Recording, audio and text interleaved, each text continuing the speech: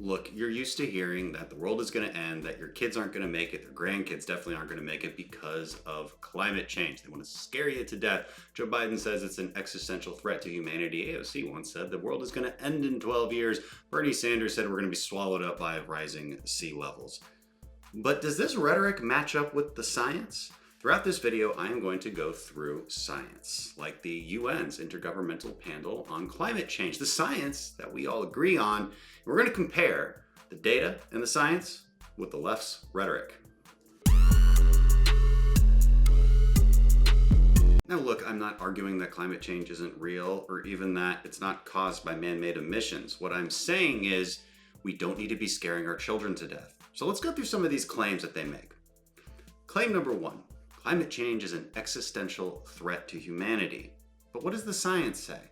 In 2018, the UN's Intergovernmental Panel on Climate Change report stated that in order for us to limit warming by 1.5 degrees, we would need a subsequent reduction in carbon emissions by 2030. They did not say that if we failed to meet that the world would end or that there'd be any kind of existential threat to humanity. Nobody who is serious has actually said that. And guess what else this panel found? By 2100, they estimate the world economy will be 3 to 6 times bigger than it is now, meaning we'll be a lot richer.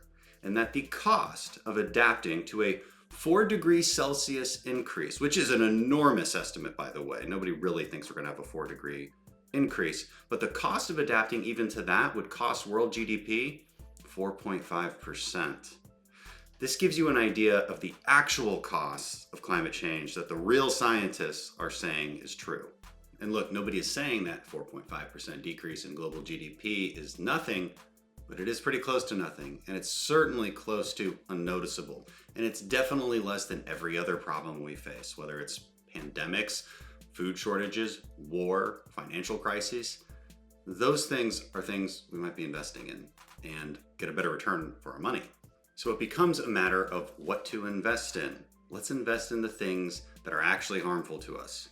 Now, again, this doesn't mean we should do nothing. I don't advocate for that, but it does mean that we have to have an honest assessment of what the costs are going to be when we're advocating for certain solutions. Claim number two, rising sea levels will swallow up America. The world is going to end in 12 years if we don't address climate change. Your biggest issue is how are we going to pay for it? Okay. Here's what the scientists say at the UN. They say that even if we do reach that 1.5 degree Celsius limit by 2100, sea levels will continue to rise. They've been rising for a very long time. Here's what else they say. By 2100, they estimate that sea levels might rise between 2 feet and 2.7 feet. Now the question is that sustainable? Has anybody ever survived being below sea level? Well, of course, look at the Netherlands. Adaptation can solve this problem. Other studies show that by the year 2100, our technology and our adaptation will be so dramatically better that we'll have far less flooding even with rising sea levels. In the year 2000, we had over 3 million people flooded. With the trends in adaptation that we have now, by the year 2100, we estimate to have 15,000 people flooded. And look, this estimate isn't that crazy. Keep in mind that since the 1920s, deaths from natural disasters have decreased by 90%. We're just looking at the general trends in adaptation that human beings do. Claim number four, extreme weather and climate change related disasters will lead to increased deaths.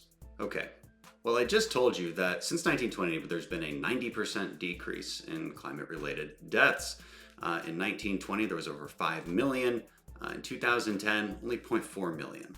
And get this, scientists at the UNIPCC also found that long-term trends in economic losses from disasters can't be attributed to climate change.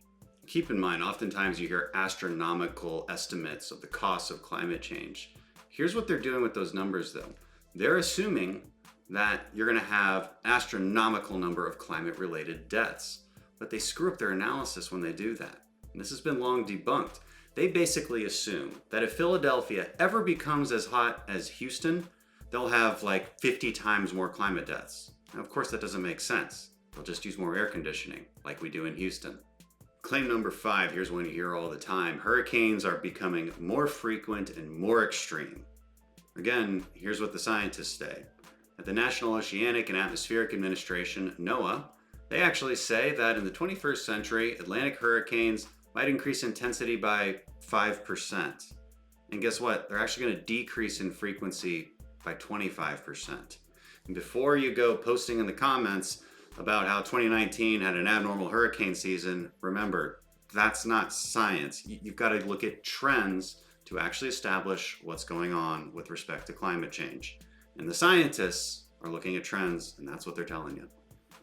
And of course, the last claim that the left makes is this. If we just totally remake our economy and completely electrify our grid and move completely to solar and wind and renewables, well then we'll win the battle against climate change. Here's the truth, according to the science. If all developed nations, not just the US, but all developed nations completely stopped emitting carbon right now, by the end of the century, we would actually reduce the temperature maybe by 0.8 degrees Fahrenheit. That's Fahrenheit, not even Celsius. 0.8 degrees Fahrenheit. Look, why am I telling you all of this? Because when we look at policy, we have to look at trade-offs. We have to look at the costs and the benefits. What I just laid out for you was that the costs are not nearly as astronomical as the left would have you believe. It doesn't mean there's no problem. It doesn't mean it's not worth investing in certain solutions. But you have to invest in the right solutions. And you can't make those solutions make the problem even worse or just be worse than the problem itself. There's some smart solutions out there. Carbon capture technology is very promising. We have nuclear technology that gives you reliable energy and it's zero carbon. If we work together and stop trying to scare our kids, we can find some pretty good solutions that both help our economy and give us energy dominance and energy security and reduce global emissions. That's the truth.